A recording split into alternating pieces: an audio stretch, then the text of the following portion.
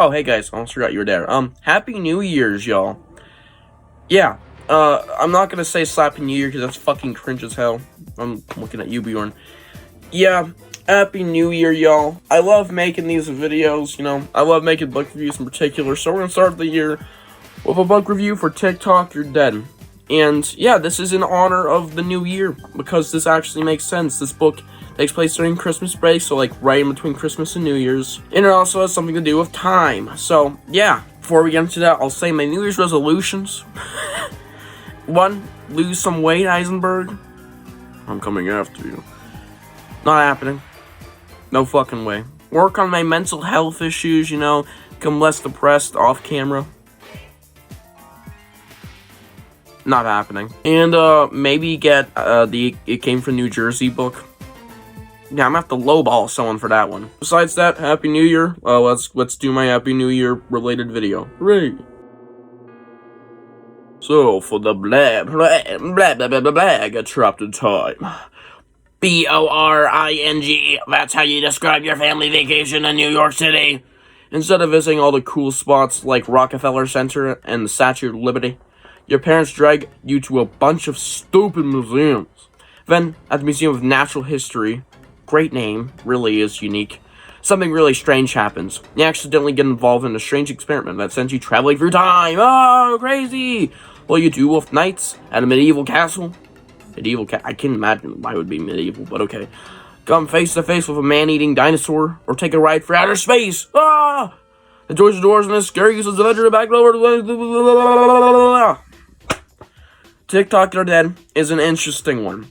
So for my thoughts on this book, without spoiling shit, this book has some major issues for being the second book, involving stuff just not adding up depending on which route you take. Like, let's just say the book glitches at times, like genuinely fucking glitches, and shit just randomly changes. Like, let's say your brother's with you 1 minute, now your brother's dead, and there was no scene where it happened. He's just like, oh yeah, my brother died.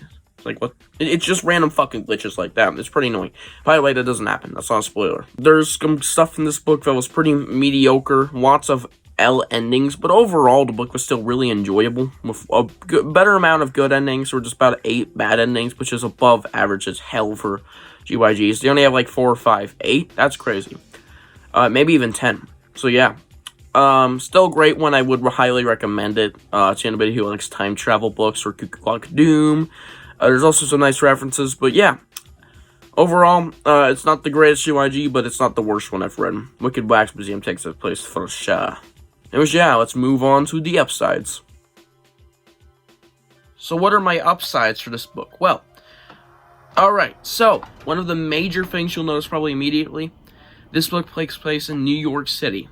And that is a huge, huge setting change. Because it ain't just like in a crummy apartment. They're actually like out on the streets in this one. In New York City. There's a storyline you could go down, which is what I just New York City in the future. And also another one where it's New York City like thousands of years in the future. But it's really weird. But I like it. Yeah, it's really fucking dope. I really liked the New York City storylines and stuff. It's really nice actually exploring that. And then you also have the other things. Like you can explore a castle, you can explore prehistoric times, you can explore far, far future.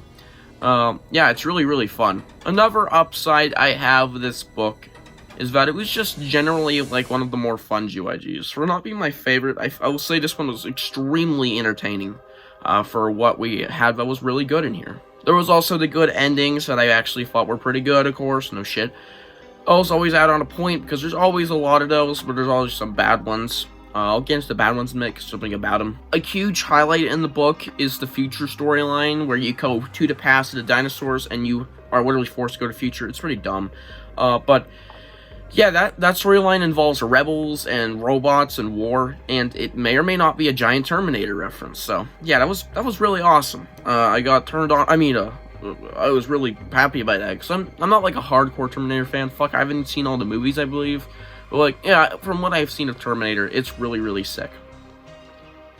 I like ball. And yeah, those are my upsides to this book. I wish I could say a bit more, but really there isn't much, like, standing out this book besides the fact that it's crazy. And yeah, let's get to the downsides.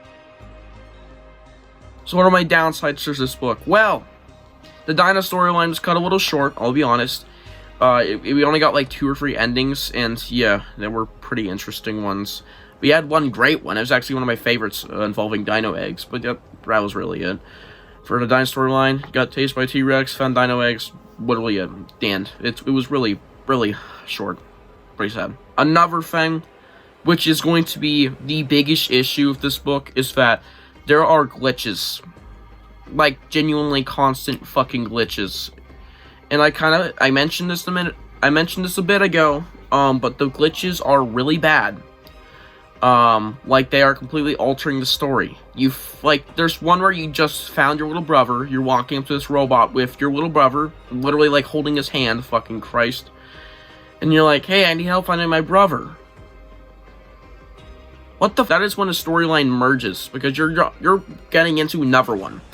That has completely nothing to do with yours, but Stine had to do that anyways, so we could have, you know, not too many endings, of course, and finish the fucking book, or whoever wrote this book, probably ghostwriters. God, this cover's so sexy, by the way. Anyways, yeah, there's big issues like that. It's one in the dinosaur line where you just teleport away from the dinosaur times, and you get teleported straight back, and you're just like, holy crap, dinosaurs, like, you didn't just see them, like, 5 fucking minutes ago. Pretty irritating, because, you know, you're obviously fucking retarded.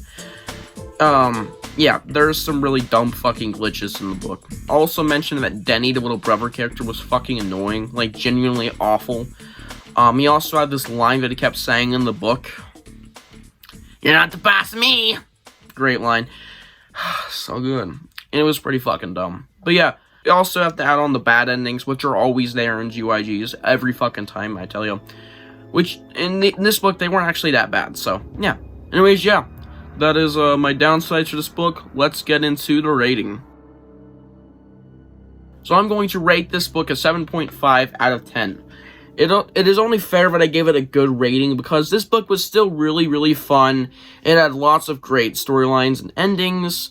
But there was some stuff they could have extended and disextended because this book has 28 fucking endings. That is wild. That is egregious amounts.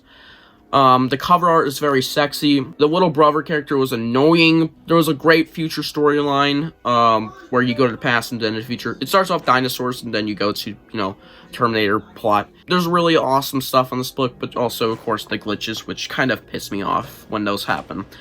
But yeah, those are, my complaints and stuff about the book. 7.5 out of 10, like I said.